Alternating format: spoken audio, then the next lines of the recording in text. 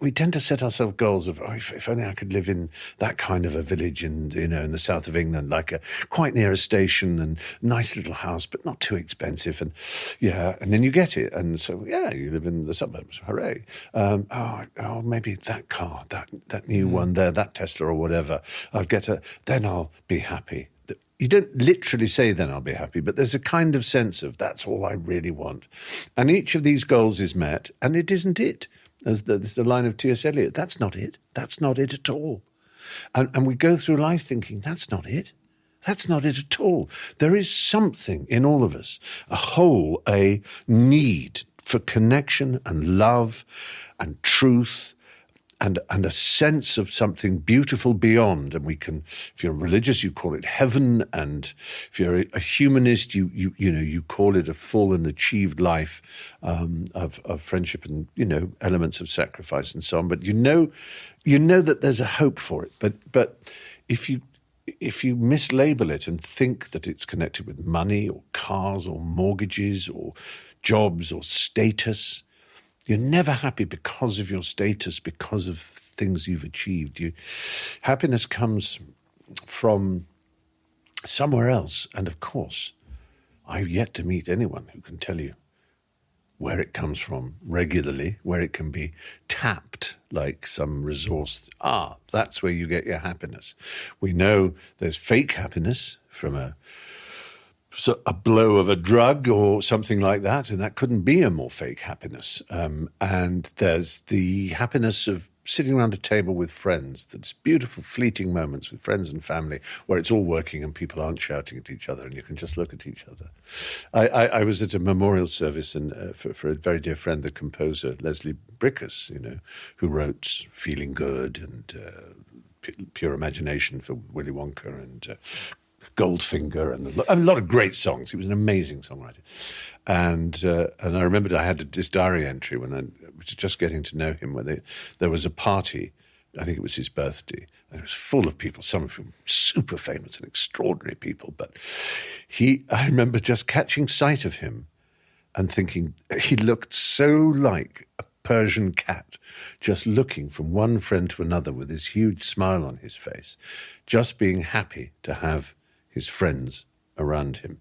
It's a simple thing, and yet it's the best thing.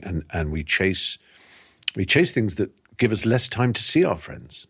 We chase work targets and we chase journeys and holidays and things with individuals and so on. And I think we grow away from it. I think the older you get, the less you appreciate friendship, which is really sad. When you're in your 20s, you tend to do things as a group. You go on holidays as a group because you haven't yet got married and partnered off and paired off. So I don't know if you agree with me, but I do think maybe that one of the jobs of getting older, well, I'm convinced one of the jobs of getting older is not to become gnarled, like a tree. When a tree is young, you can bend it. It's a green stick, as they call it. You can bend it and shape it and so on. But once it gets old, and it starts getting that bark, and if you tried to bend it, it would snap. And we become a bit like that. Coming back to the first point you said there about the goals we should be striving for, I found that really interesting. If not striving for a gold medal or this thing or that thing, how does someone, listening to this now, what kind of goals do you think would protect them against that gold medal depression? What kind of orientation? It's an interesting point, and of course, I obviously understand that there are people who need to meet goals in order to pay debts, and that there are certain amounts of money they have to pay for their heating and their mortgage and all the rest of it. And I'm obviously not suggesting that that's valueless, because you need to keep a roof over your head and everything else. But in terms of one's own personal sense of fulfillment and self-worth and achievement, I'm more and more convinced that it comes from how you treat people and how they treat you back, and how you would try to be a better person. I know it sounds really silly. I'm not a religious figure at all, but I'm very interested in religions, and I can understand that in some cases religions help cement a sense of community. where I don't like it is where it's exclusive, of course, where you have to buy into a certain set of ideas and so-called truths in order to be part of that community. But I can understand how looking at a wider sense of life, and it's really about when you're falling asleep at night, and this may just be me, can I fall asleep at night and feel I've been a reasonably okay person that day? Is this someone I have to apologize to next morning? Was I short and sharp with someone? Was I a bit mean?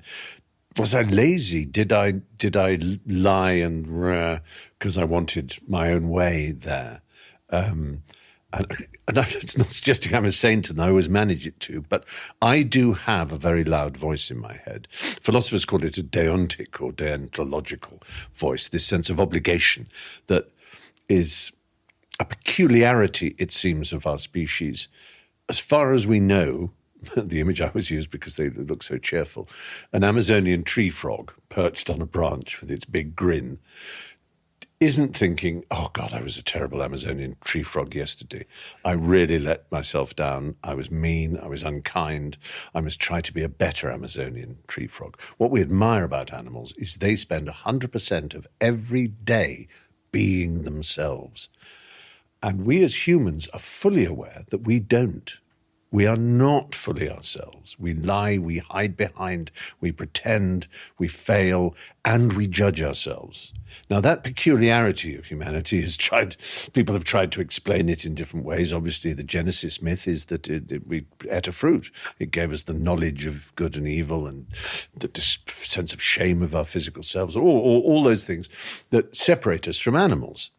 Because humans, since we were cognitively conscious, have been aware that we're animals, because we can see that we defecate and eat and sleep and mate just like other animals, and sometimes very quite close to the other animals, depending on what part of the world we live.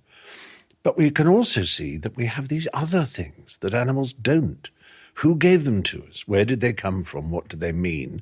And how do we live up to them? Are they a curse or a blessing? Do they make us mini gods, or do they make us the playthings of gods, a cruel kind of, little, as flies to wanton boys, to the gods are we.